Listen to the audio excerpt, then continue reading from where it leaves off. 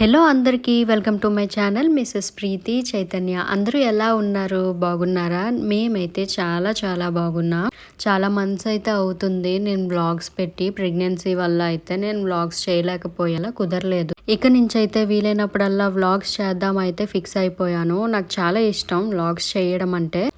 Due డేట్కి 1 month ముందే ఇంటికి అయితే వెళ్ళిపోయామన్నమాట. తర్వాత డెలివరీ అయిపోయిన తర్వాత 21 డేస్కే బాబుకి బారసాలు అయితే చేసేసాము. ఆల్రెడీ మేము చాలా రోజులు లీవ్ తీసుకొని అయితే ఇంటికి వెళ్ళామన్నమాట.